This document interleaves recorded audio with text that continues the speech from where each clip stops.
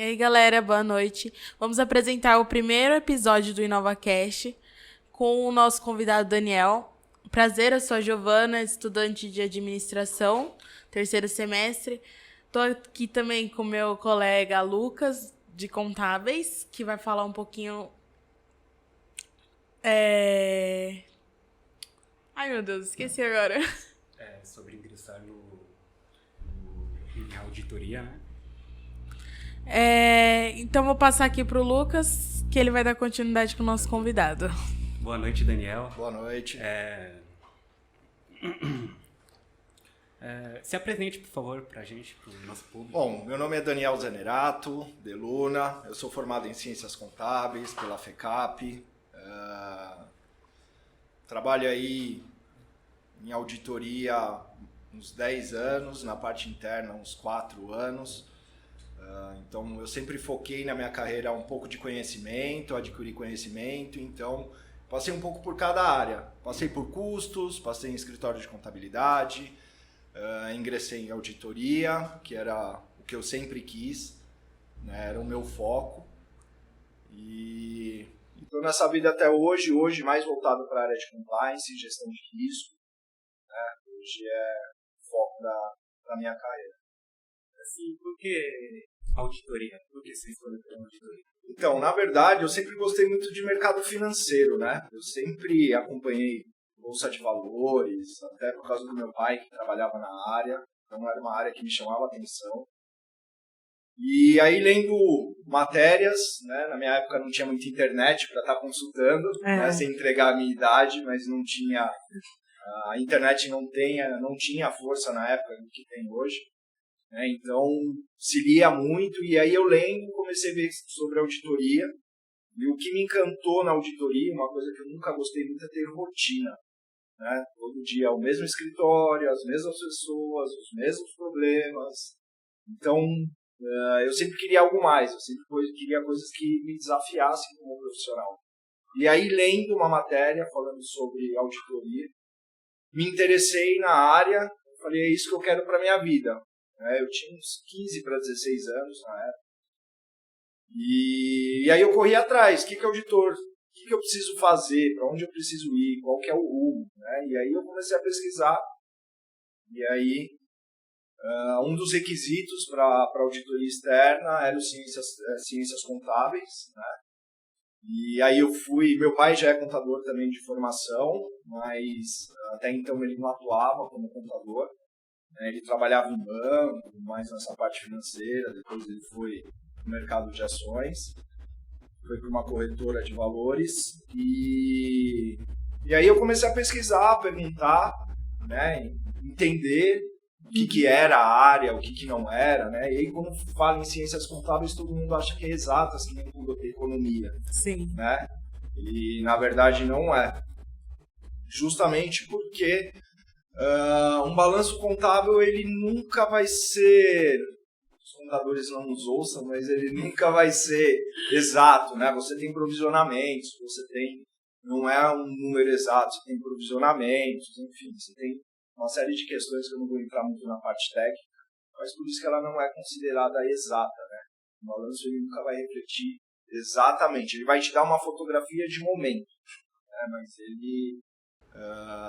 não é uma parte financeira aí que ou que eu devo ou que eu tenho que pagar ou a receber é aquele valor fechado. Tanto a curto e a longo prazo seria... Exatamente. Exatamente. Analisando seu currículo, eu vi que ele é bastante extenso e você passou por diversas empresas. Esse seria um diferencial na sua carreira? Então, que nem eu falei no começo, né, eu sempre quis ter conhecimento. Aí puxando um pouco a sardinha, desculpe nossa amiga administradora aqui, presente... mas o leque que a contabilidade te abre, ele é muito grande, né? Realmente. Então, você tem contadores que trabalham em banco, você tem contadores que são administradores, você tem contadores que trabalham na área financeira, você tem peritos contábeis, auditores, fiscal, compliance, controles internos, auditoria interna, né? Então, o leque que a contabilidade te traz é muito grande.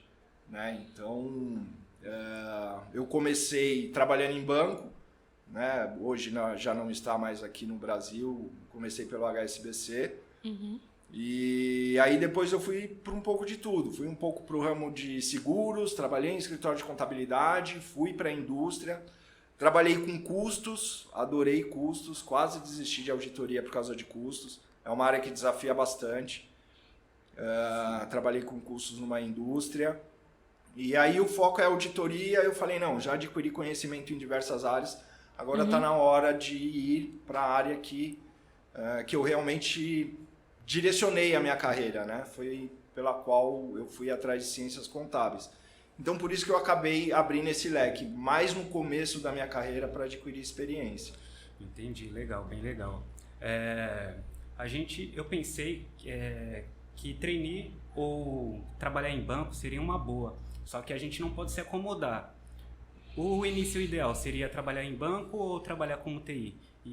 Trainee, né? Trainee. Qual seria o início ideal para um iniciante em auditoria? Ou você tem outras oportunidades também, né? Outras opções. Sim. Não, então, aí você tem que ver com que você se identifica, né? Gostei muito de trabalhar em banco também. Foi um setor bem legal de se atuar. Mas aí que os bancários não nos escutem.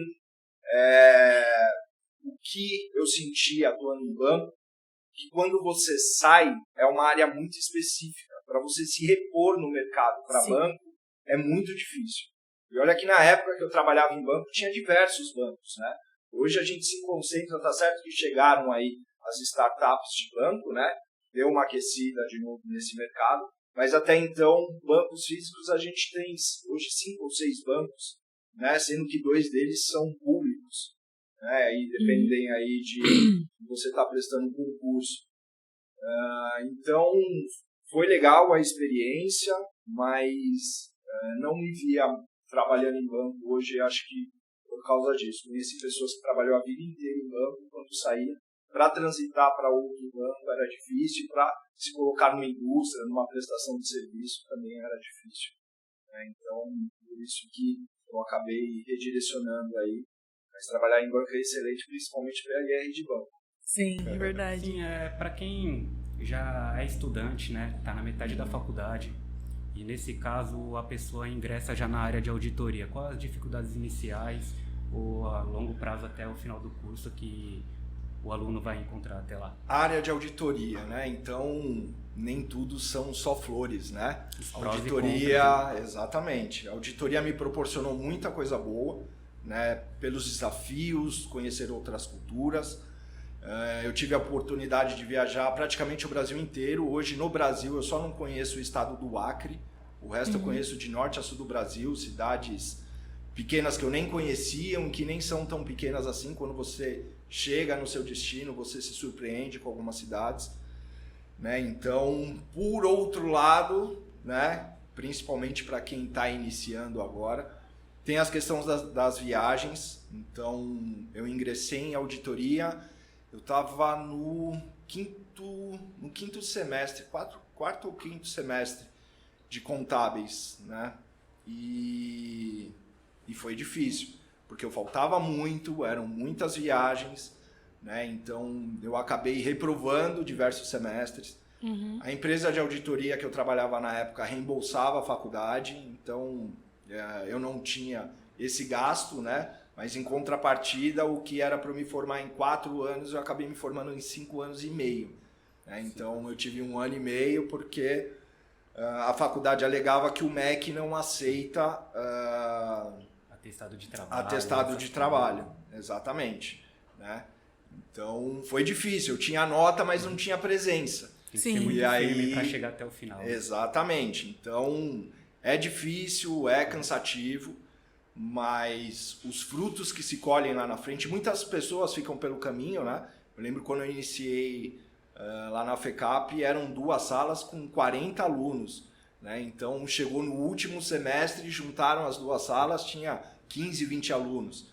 Então, é difícil, muita gente fica no meio do caminho, realmente não é fácil. Mas o fruto que se colhe lá na frente a gente está passando pelo mesmo processo, né? Tanto é que a sala está junto com gestão financeira e administração. O pessoal vai desistindo muito devido tempo que fica curto, né? Exatamente. Legal. E pós-graduação, o que você se especializou? CRC, CPC? As Então, importâncias na verdade, desses cursos? a área de auditoria externa, ela depende de algumas certificações, né? Como todo contador precisa, o CRC, né? E aí, posteriormente, o KNAI, né? Então, são provas que você faz, como se fosse uma OAB, né? Mais famosa aí, são...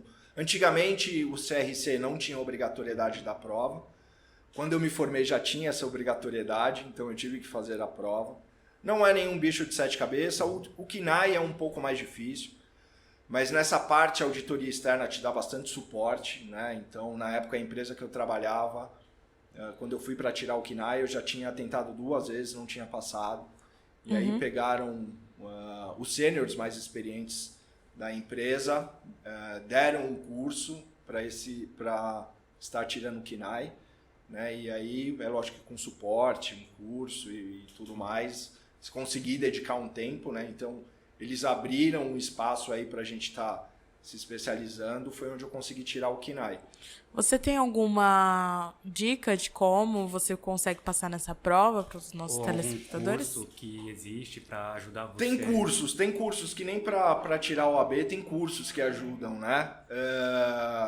Para ser bem sincero, o que te ajuda mesmo é o dia a dia, né? O contato com a área, né? Exatamente. Então, conversa com sócios, né? Tem sócios que são bem próximos da equipe de campo, né? Então, você adquirir essa experiência com as pessoas que já está há mais tempo no mercado, né? Realmente facilita bastante.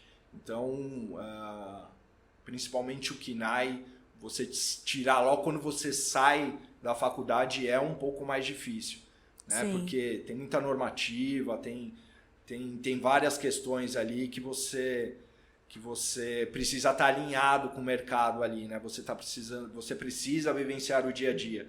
Tem os simulados também, né? Que eles disponibilizam, ajuda bastante. Fiz bastante simulado, mas tem que se preparar, não é tão fácil. O KNAI não é tão fácil. Quais são as etapas para chegar até o topo, ou até mesmo um auditor sênior, do início até o máximo? A auditoria externa, o legal também, né, que te traz um pouco da visão do mercado, é que você tem a perspectiva de se tornar sócio da empresa da qual você trabalha. Então, você começa ali como trainee, passa por assistente, e aí a nomenclatura ali, o plano de carreira, cada uma tem uma nomenclatura ali. Então, 1, 2, 3, 3, 2, 1, sênior A, B, C. Então, cada empresa Júnior. tem ali... Exatamente. Então, você passa ali da parte de trainee, né, que a gente brinca que são os pica-paus, né? Pica-pau, porque faz realmente a referência ao desenho, que tá toda hora no ombro do sênior batendo para ajudar, né? Para passar ali o conhecimento, dar o direcionamento e tudo mais. E aí depois você vem como um assistente, semi-sênior, aí você tem sênior de primeiro ano, 2, 3, sênior top, que aí já seria como se fosse um supervisor, e aí gerente, diretor e sócio da empresa. Realmente sócio, você entra no CNPJ e você tem ali, em vez de um salário fixo, uma parte dos lucros da empresa ali é repassada para você. Daniel, uma dúvida. No começo da entrevista você acabou falando um pouco sobre compliance. Como que funciona o compliance dentro da auditoria hoje? Então, um compliance hoje virou moda uma época, né? Que nem a LGBT, né? Então hoje é a questão do meio ambiente, ESG, né? ESG, exatamente, ESG. Então hoje aí o ESG está na moda. O compliance, ele abrange a parte política da empresa, né? Os procedimentos e tudo mais. Hoje o compliance da empresa que eu trabalho, ela tem um leque muito grande. Então, dentro do compliance está a parte de investigação, está a parte de gestão de risco, que é a parte que eu atuo, né? Que é uma área bem legal também, é bem desafiadora. Te faz pensar muito, né? Então, isso é bem legal. A parte de denúncia também está dentro do compliance, a parte de legalização, né? Então, hoje o compliance ele tem um leque muito grande, mas o compliance mesmo, ele entrou principalmente para trazer uma transparência, né, sobre os processos da empresa, principalmente aí a parte de fraude, né? Então, o compliance entrou bem forte nisso, vendo processos, políticas, né, acompanhando de perto ali toda a estrutura por departamento dentro da empresa, né? Então, o compliance ele atua em diversas áreas, desde o financeiro, departamento pessoal, então ele roda todos os departamentos da empresa aí, que aí acaba você sendo aí meio que um clínico geral, vamos dizer assim, da sua empresa, né? Porque você conhece um pouco de tudo, né? E aí você acaba amarrando as políticas, né? Ver se as pessoas estão cumprindo o que a empresa exige. Então, é uma área bem legal. A parte de gestão de risco, que é o que eu atuo hoje, realmente são para expor os riscos que a empresa a gente tem risco em tudo, né? Então tem pessoas que falecem dormindo, né? Então a gente mede esse risco. Qual que é o maior risco? A pessoa está em casa dormindo ou a pessoa está correndo com uma moto? É lógico que o risco maior é da pessoa que está correndo com uma moto do que quem está dormindo. Mas também tem pessoas que morrem dormindo, né? Então a gente analisar passa... cada tipo de risco. Exatamente. Então a gente passa em todos os departamentos demonstrando ali dentro da empresa qual que é o risco da imagem que eu estou expondo, né? Qual que é o risco financeiro que eu estou exposto, qual que é o risco jurídico que eu estou exposto, né? E junto a isso, a gente acaba trazendo os números dessa exposição, né? Que isso é uma coisa bem legal que a gente desenvolveu dentro da empresa. Então eu passo num departamento, num faturamento, né? Então, por que isso não foi faturado? Então, a gente está exposto a esse risco financeiro. Sim. Por que não se emitiu a nota fiscal? Se cancelou, por que não teve o controle? Quais que são os controles que estão envolvidos? Você acompanha, você não acompanha? Então, você faz todo o mapeamento que a gente chama ali a parte de narrativa e walkthrough, né? Faz esse conhecimento, levanta as evidências e faz a análise sobre a movimentação daquela área. Isso seria para evitar... por exemplo, de ter alguma... Como que eu posso falar a palavra certa? Risco fiscal, de eu ser atuado numa fiscalização, né?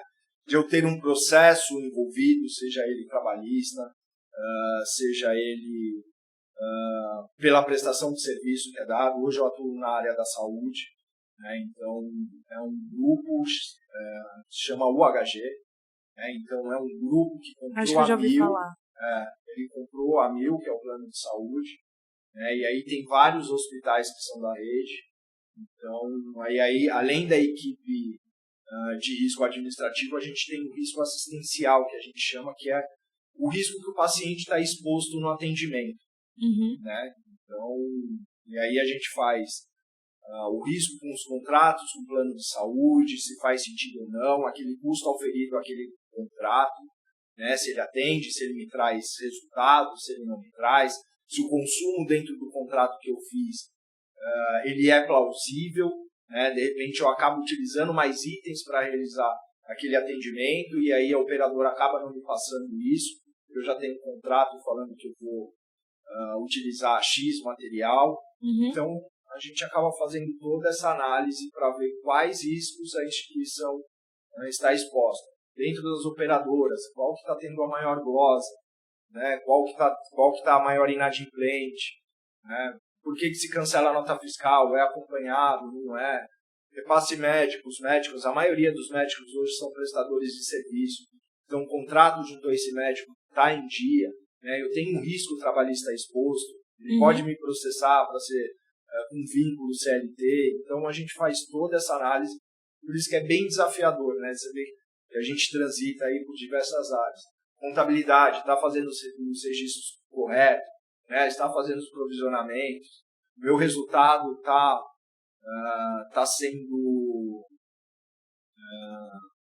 sendo exposto da forma correta, né? Isso mesmo, estou tendo lucro, estou tendo prejuízo devido à contabilização ali. Então, a gente passa por todas essas áreas. Que precisamos fornecer elementos para tomada de decisão. Exatamente. Então, é muito viável porque quando você vai fazer a reunião final, né, junto com o diretor, junto com o gestor do hospital, ele fala, poxa vida, isso aqui, né, porque quando a gente está numa rotina, e aí eu vou voltar um pouco por isso que eu não gosto de rotina, às vezes você entra num cabresto, eu sei fazer isso aqui, você vai naquela linha, né, e não tem ninguém de fora de falar, olha, tá vendo? De repente a gente pode fazer nesse formato, você está deixando de ver essa situação, né? Então, quando vem uma visão de fora, e a gente não chega para apontar dedo, né? A ideia da auditoria, tanto ela interna, externa, compliance, controles internos, a ideia não é de apontar dedos, né? Mas sim de corrigir. Exatamente, a fim de trazer, né, uma visão de fora e falando, olha, aqui você está exposto, você está vendo essa exposição, né, vamos corrigir? É lógico que a gente acaba se deparando com algumas fraudes, né? Isso é natural. Mas aí, infelizmente, a índole da pessoa, né, o foco do trabalho, a princípio, não é esse. Né? Às vezes você acaba se deparando com isso e aí passa para o pessoal de investigação que faz esse trabalho mais a fundo. Mas o intuito não é esse, né? Quando chega o auditor, todo mundo fica branco, com medo. Sim. Nossa, né? O auditor veio aqui, eu vou ser mandado embora, eu tô ferrado. É muito pela cultura, né? Exatamente, mas infelizmente a cultura que se criou sobre a auditoria é essa. E na verdade não, a gente está indo ali mais para dar um suporte, né? E demonstrar as fragilidades ali que o departamento está exposto. Então, você trazer a equipe do departamento que você está auditando, para você é muito importante, porque ele conhece a rotina, né? Ele que sabe ali, ele que vai passando as informações ali, e ali você vai trabalhando com as informações e com as evidências que são levantadas, né? Para você chegar no resultado do seu trabalho. Legal. E qual é a perspectiva do mercado dos auditores atualmente? Olha, como eu estava falando, a vida de auditoria não é muito fácil, né? Se trabalha muito. Eu fiz muito inventário dia 24 de dezembro, dia 31 de dezembro, estava todo mundo comemorando Natal e Ano Novo, e eu fazendo inventário. Né? Então, isso é difícil. Uma das últimas empresas de auditoria que eu passei, dentro do processo de trainee, entraram 80 trainees, um número bem considerável. Né? E 3 meses depois eu tinha menos da metade dessa quantidade de trainee, porque é um pouco puxado. Né? Então, tem que fazer o que gosta. Né? Eu sempre gostei do que eu fiz. Então, isso não se torna um martírio. Acho que isso é importante para todas as áreas. Para todas as áreas, independente de qual seja. Faça o que gosta. Né? Eu sempre gostei de auditoria. Né? Era o meu foco como profissional.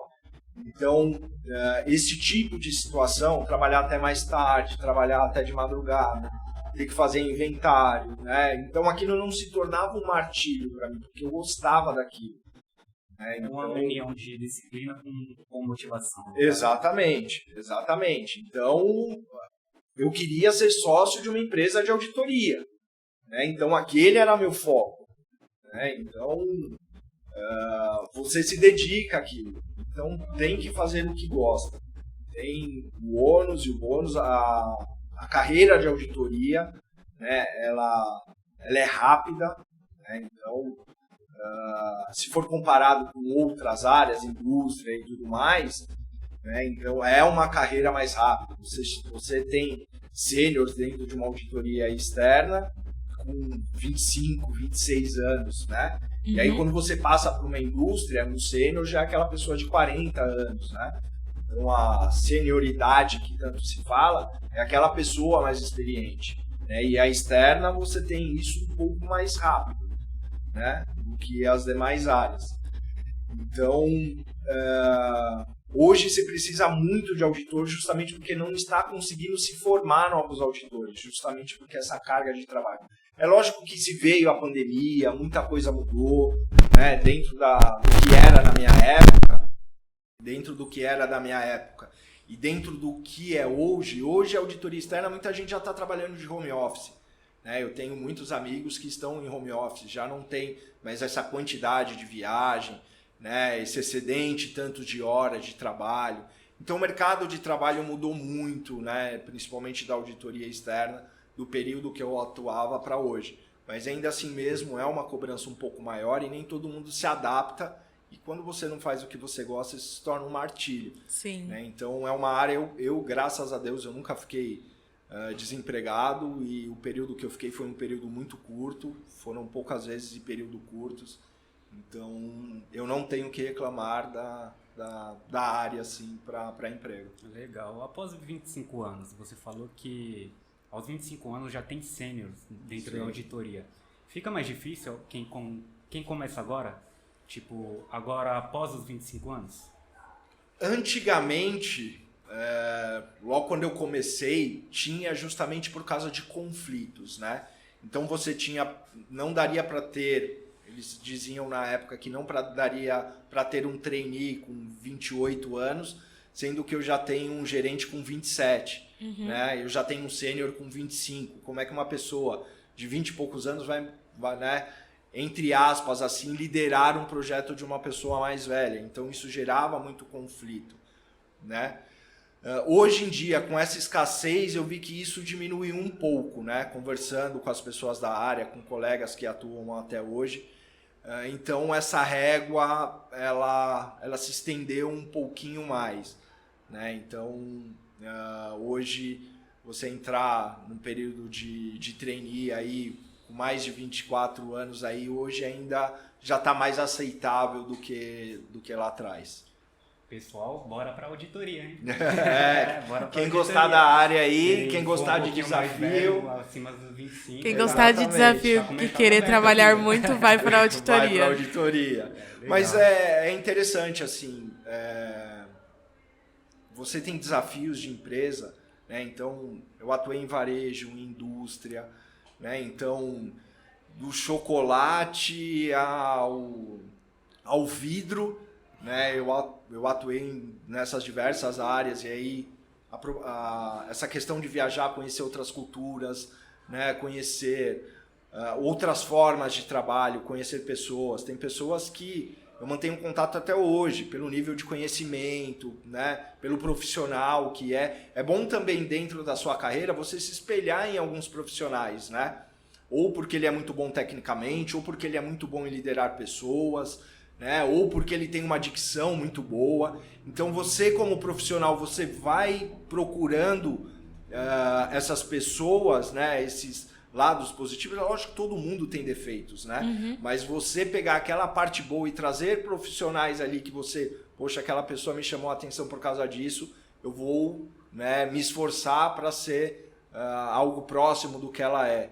Então é muito bom você ter essas referências profissionalmente. Dentro de todas as áreas que você já trabalhou, indústria, agora na área hospitalar, quais delas você mais se identificou? Olha, uma área que eu gostei bastante e foi uma das que eu mais atuei foi o terceiro setor, que são empresas sem fins lucrativos. Tipo ONG? ONGs, hospitais também, questão religiosa, né? Então, todas essas assistentes sociais. Então, tem muito projeto bacana. E como que funciona dentro dessas...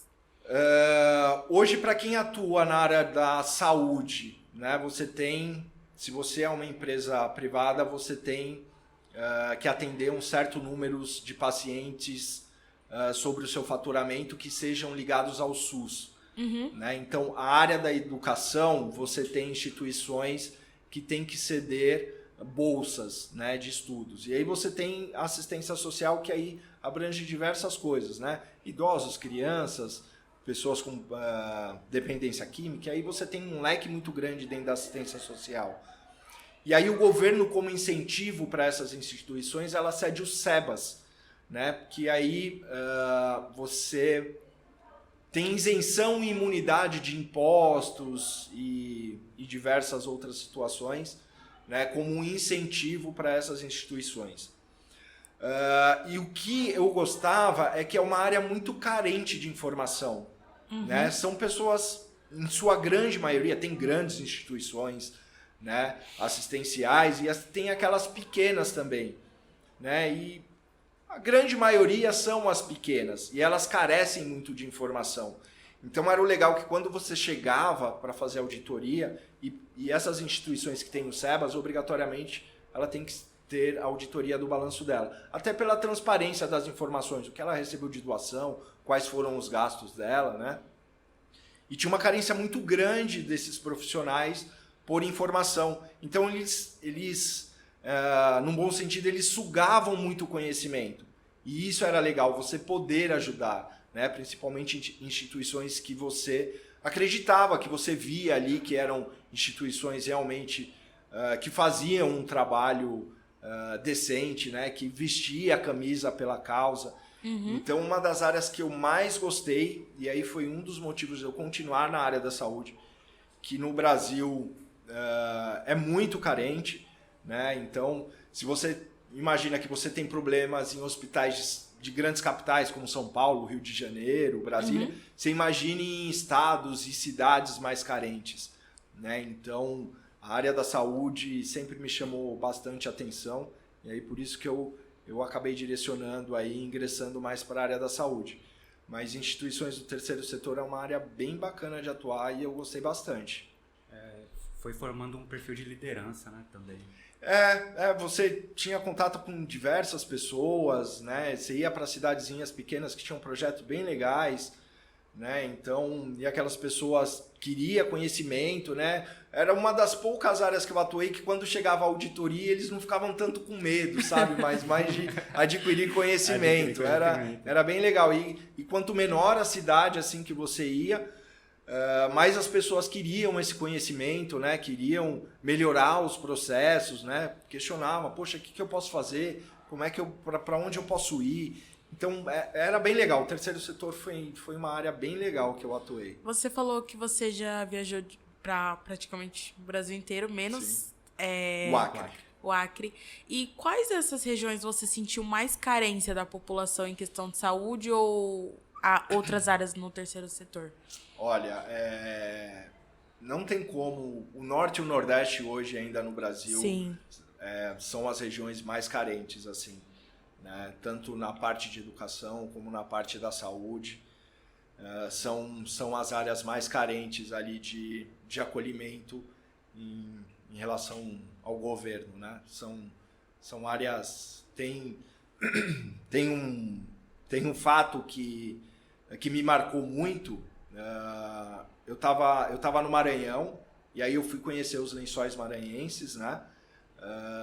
E aí na estrada que leva até Barreirinhas, entre São Luís e Barreirinhas, onde ficam os Lençóis, eu aluguei um carro e aí eu fui até os Lençóis. E aí parei num posto e tudo mais, naquela área bem árida mesmo, né? Onde ficam as dunas e tudo mais, não tinha nada, tinha um posto perdido lá no meio. E aí tinha uma família passando e tudo mais, e aí eles me pediram uma ajuda. Eu ajudei e na conversa os pais me ofereceram uma criança. Isso é uma coisa que... Eu tenho filha, é uma coisa que te marca, né? É uma coisa que... Eu tinha 26 anos na época. Então, eu lembro daquilo como se fosse ontem, né? Então, infelizmente, o Norte e o Nordeste, eu passei por situações... né, principalmente em cidades pequenas que me marcaram bastante. Aumentou mais a paixão pela profissão. Exatamente. Mas é um desafio, né? É um desafio, não é fácil. Imagina. E como que você, sendo pai, você sentiu no momento? É que naquela época eu não era pai, né? Mas eu imaginei o nível de sofrimento para se chegar a esse ponto. Né? Imagino o nível de sofrimento da família para chegar... Sim. Né? Achavam que eu tinha alguma condição financeira muito boa, que eu poderia dar um futuro melhor para o filho dele do que ele poderia dar. Né? Então, é marcante passar por essas situações. Ainda mais hoje que eu sou pai, né? E aí eu vejo o nível de desespero para se chegar a esse ponto. Né? Então, se passa por diversas situações de fome, de carência mesmo, que marca bastante. Eu acho que quando a gente é pai, a gente pensa nos melhores para nossos filhos. Com certeza. São chaves de vida, né? Quando você é solteiro, que você não tem família, você quer... Cada um tem um foco de vida, né? Tem pessoas que gostam de viajar, tem pessoas que gostam de roupas, né? Mulheres de bolsa, sapatos, né? Quando você se torna pai, vira a chave, né? Se tem um senso de responsabilidade maior. E aí você acaba querendo...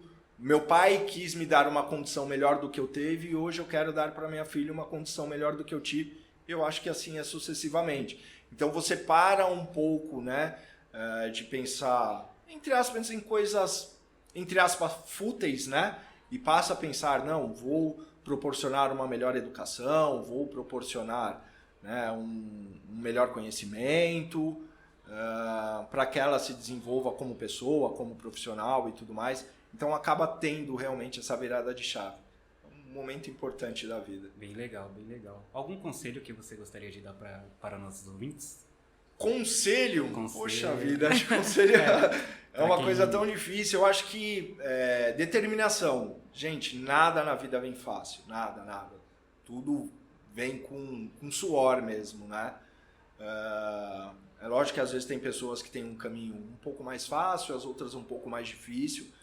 Mas no decorrer dessa experiência que eu tive como profissional, aquelas pessoas que tinham foco, que sabiam onde queriam chegar, né,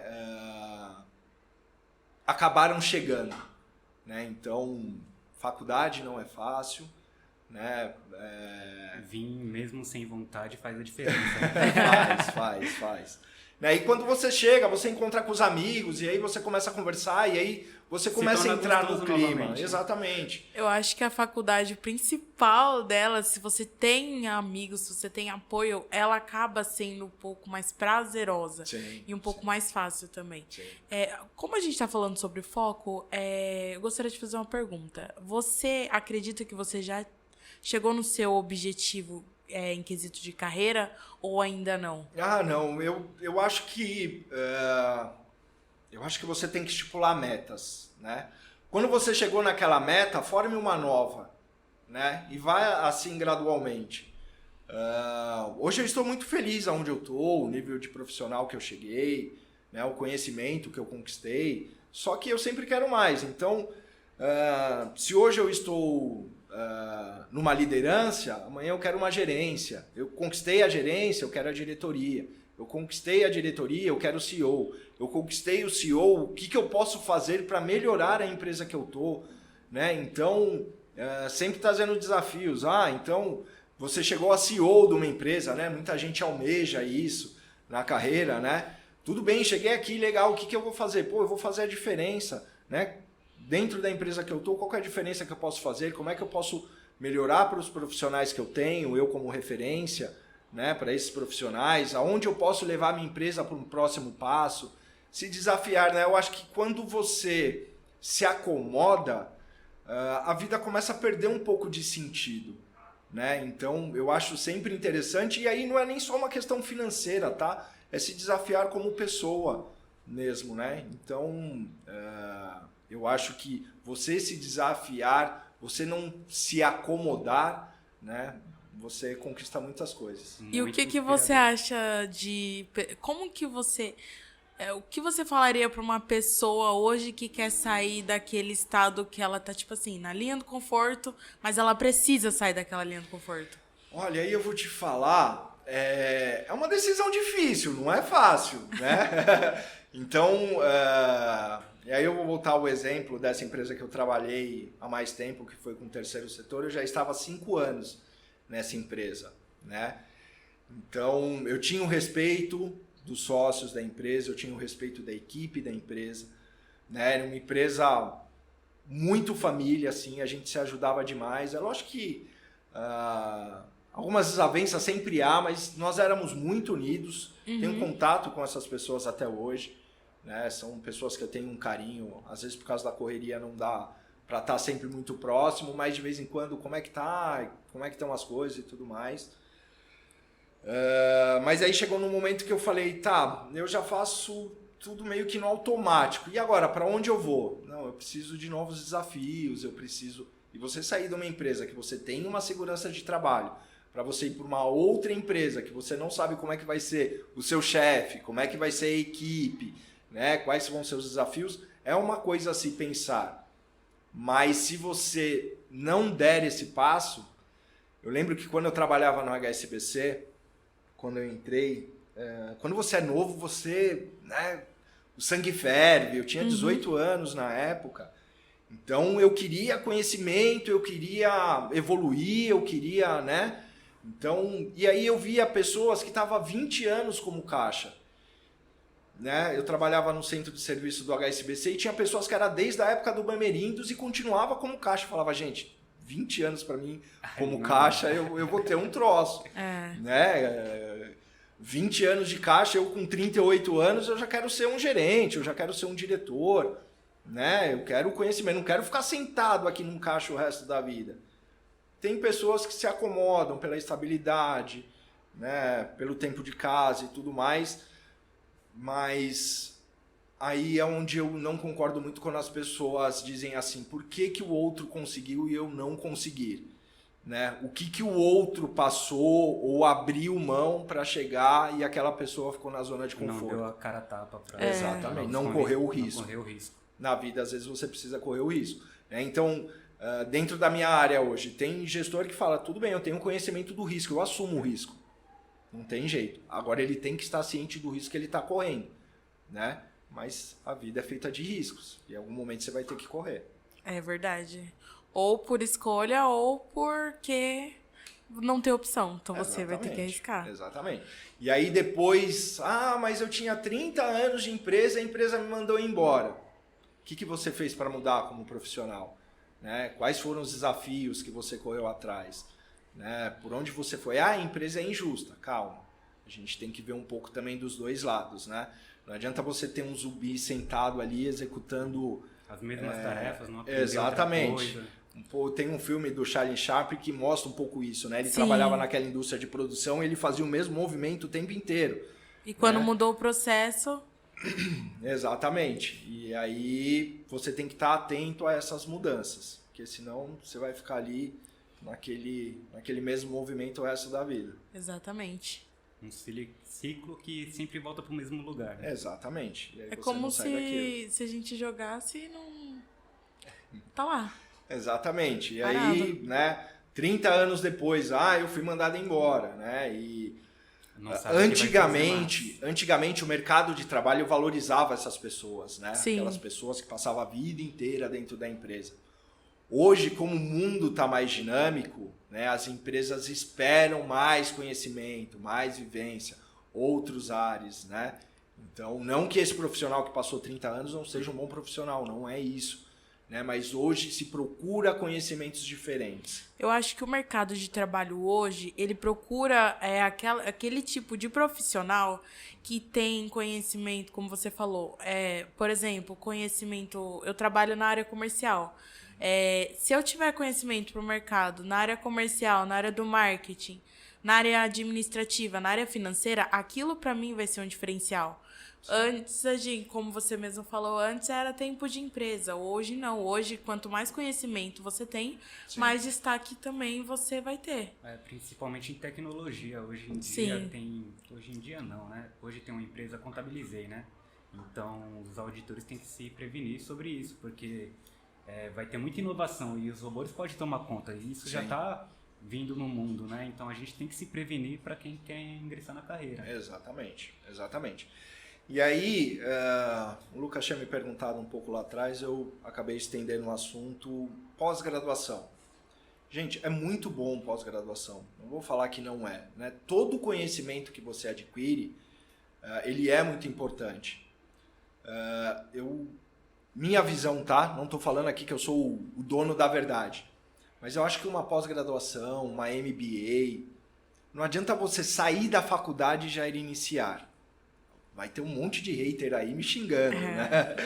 Com certeza aí vai ter, não, mas eu acho que é importante você ter o conhecimento de onde você atua, né? E aí você consegue fazer uma especialização, né? Não adianta você querer já sair da parte técnica da sua área e já ir para uma especialização sem se calejar um pouco e conhecer a área que você atua, né?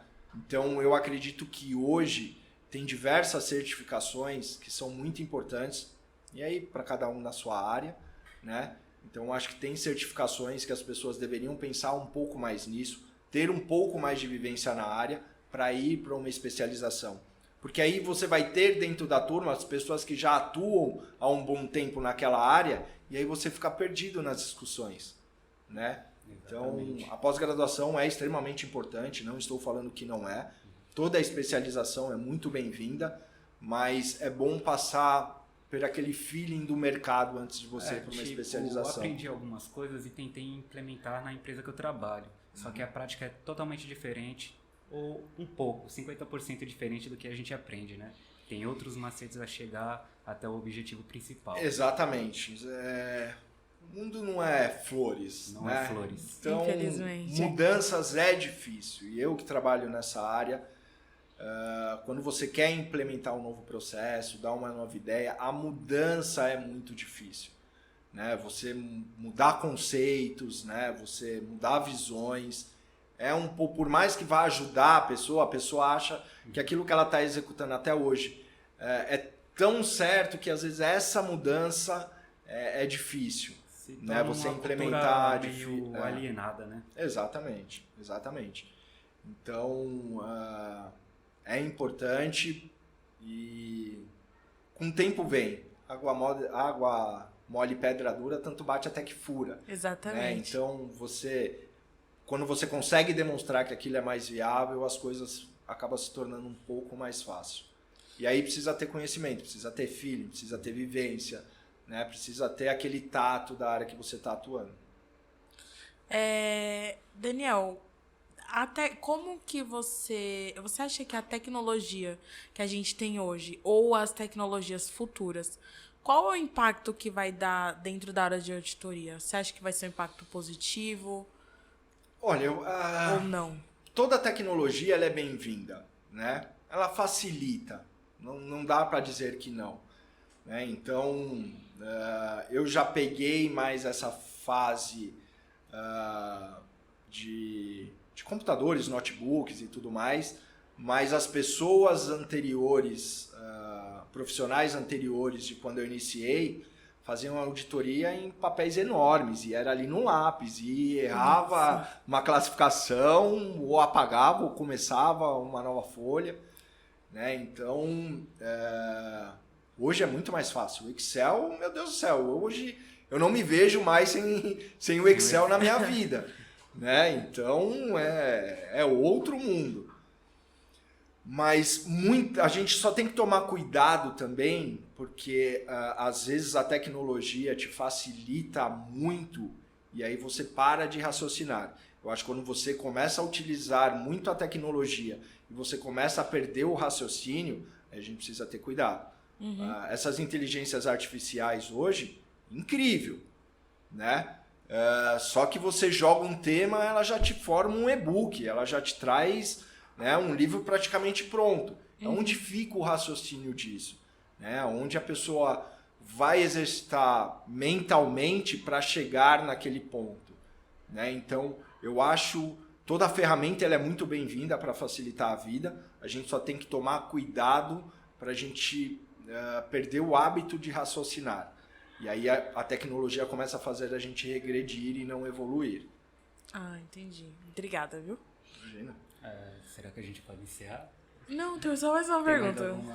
Tem mais? Fica à Só vontade. mais uma. Você falou assim que você trabalha no hospital e você explicou um pouquinho sobre a questão de cada área. Essa área faz algum planejamento financeiro ou uma base daquilo que vai ser, o valor que vai ser utilizado? E vocês da área da auditoria avaliam esses custos e fazem uma gestão de risco, se aquilo vai ser favorável ou não, se aquele valor vai ser necessário ou não a ser utilizado? Como são diversas unidades, a gente tem uma equipe corporativa, né? Então, eu tenho uma equipe corporativa que dá o suporte para esses hospitais, né? Justamente na parte de planejamento, a parte de suprimentos, né? Então, faz acordo com fornecedores e tudo mais. Então, o departamento corporativo, então eu tenho um corporativo financeiro, corporativo de custos, suprimentos, eu tenho diversas áreas dentro do corporativo que suportam essas unidades. Né? Quando a gente vai fazer a parte de gestão de risco, a gente vai acompanhar se esse planejamento ali está sendo respeitado dentro da política envolvida, dentro do planejamento que foi direcionado. Né? Então, vou dar um exemplo de suprimentos. Eu tenho um acordo com o fornecedor, então, para eu ter um valor diferencial do mercado, eu preciso consumir X quantias durante um período. Se a unidade não compra através desse contrato de suprimentos e acaba comprando de outro fornecedor, que a gente fala compra via formalização, eu deixo de ter esse benefício com o meu fornecedor, porque eu não acabo consumindo aquela quantidade, entendeu? Aí eu estou exposto a um risco. Então, quando a gente chega na unidade, a gente fala, poxa vida, mas por que vocês estão comprando via formalização, até com fornecedor que se tem um contrato, né? E não através do contrato, né? Que a equipe de suprimentos fez. Então a gente acaba você fez o acordo, por que não está sendo cumprido? Eu tenho que faturar para a operadora até 30 dias, porque eu estou faturando depois de 60, eu corro o risco de ser glosado, eu corro o risco de ter um abatimento do valor desse faturamento, né? Então a gente acaba indo nessa linha para ver quais riscos a instituição está exposta. Entendi. Então, é isso, né? Tem mais alguma pergunta? Isso, a gente agradece, né? Eu que agradecemos você ter aceitado o nosso convite e grato por tudo e pelos conselhos aí sobre a sua carreira. Eu que agradeço a oportunidade aí de estar conversando. Voltar ao Campos Sales aí, que eu fui aluno do ginásio aqui, então rever, né? Relembrar, foi muito bom. Foi uma coincidência bem legal, né? Foi um prazer aí, espero ter acendido algumas lâmpadas aí. Okay. Acendeu muitas. Obrigado. Daniel, eu queria te agradecer por o convite, como o Lucas falou. Muito obrigada por compartilhar um pedaço da sua história. Eu sei que tem muito mais pra gente falar, mas foi um prazer te ter aqui. Também queria agradecer o pessoal da FECAP por nos fornecer todo o equipamento, nos dar o apoio. Sem eles a gente não teria conseguido.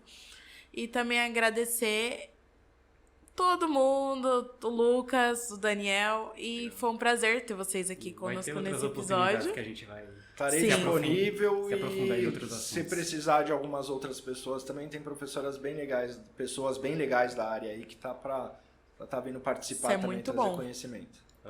Conhecimento obrigado. É muito necessário. E é isso, então. Muito obrigada, tchau, galera. Gente. Tchau, tchau. Obrigado.